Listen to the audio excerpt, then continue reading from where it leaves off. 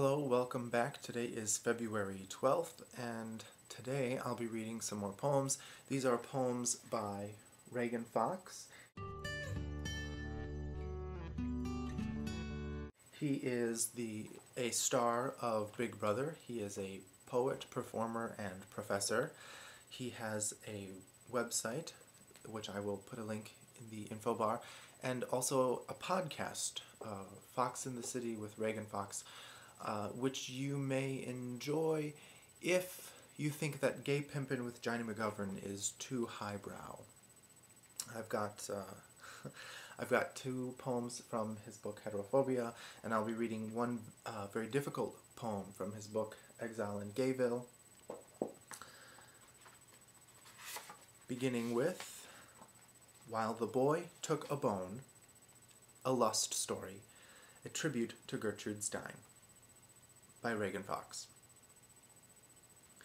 While the boy took a bone, it only matters that the boy took a bone.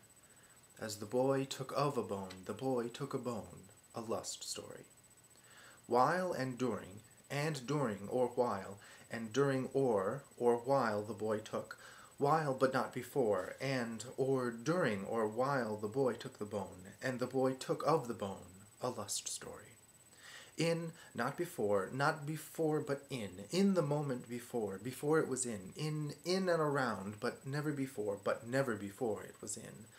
Taking it in was the boy with his bone. The bone never took to taking it in, to take or to took or even to tooking. To take the took like never before taking the boy with his bone was taking it in. It had to go it had to, and before it went it had to go, and to go before it had to go, all the while knowing it was time to go, but to go while knowing, and knowing when to go, before knowing, to know to go without knowing, feeling it as have felt it, or to feeling the feeling to feel and feel or feel the feeling is what it is like to have felt it.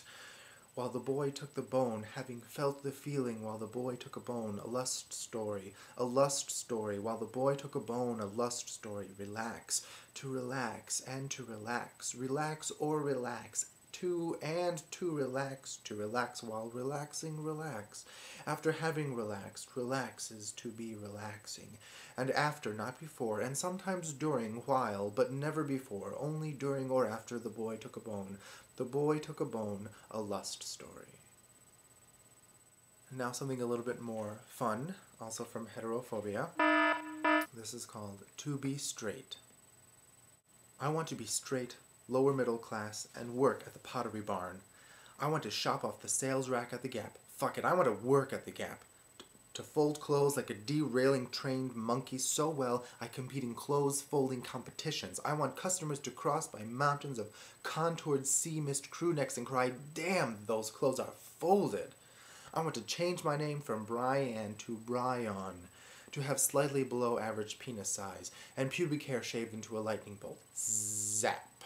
I want to date girls with implants or breast reductions or bleached facial hair. I want to be straight and call it Vietnam. To pick, pump, and pull wax out of my ear in public, to fart with my whole heart and blame it on the old woman beside me. I want my foreskin back. I want Birkenstocks and socks to come back. I want to masturbate while watching Dr. Quinn Medicine Woman, to touch myself in public every time I say the word and. I want to touch my cock, and I want other people to notice, and I want gay guys to be turned on by it, and I want girls to talk about it, and I want to be straight. I want to walk like a man and fuck like a monkey. I want to go to community college and live in Pflugerville in a duplex with a dog named Barney. I want to have ass hair, an earring, and a treasure trail that leads to sunken secrets. I want to be straight and read funny straight poetry, and then angry straight poetry, and then a tiny little straight haiku.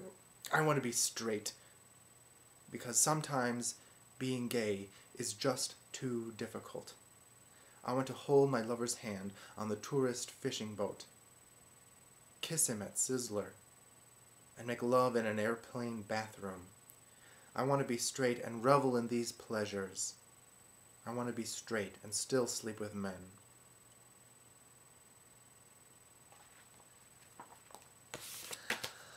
Alright, and now Exile in Gayville. Today is February 12th, as I said. This poem is called Be Mine,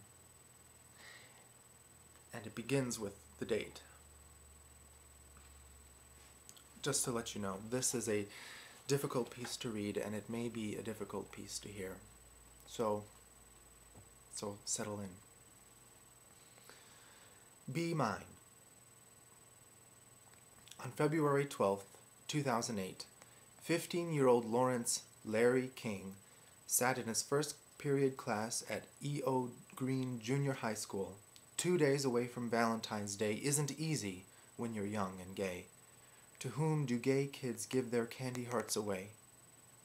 On February 12th, 2008, Larry sat in a computer lab and dreamed of graduation, a time when gay birds fly away from danger, away from the sharp teeth of a prey's mouth, away from the ridicule of schools that routinely turn blind eyes to the sole demise of gay boys.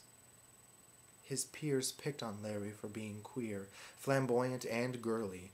I am all too familiar with Larry's tale. I know the blows thrown at face when voices creep 2 octaves too high. I, too, memorized comeback lines like, "I know you are, but what am I?"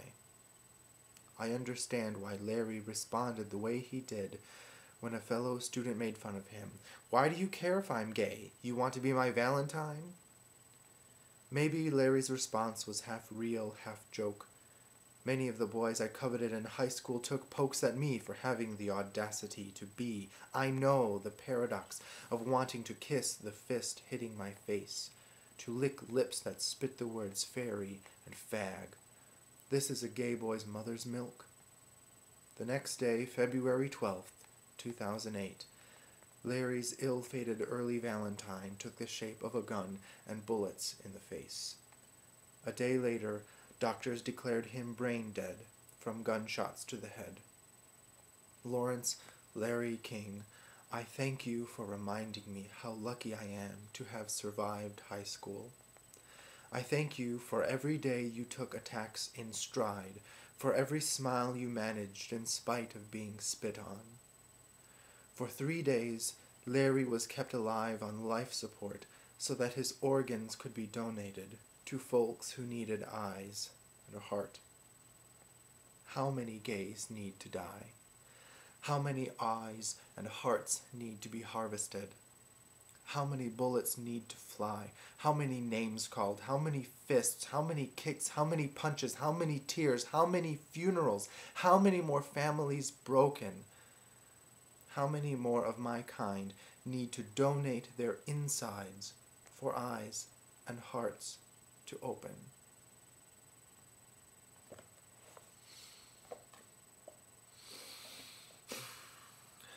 Thanks for listening. I'll see you next time with some poetry for Valentine's Day.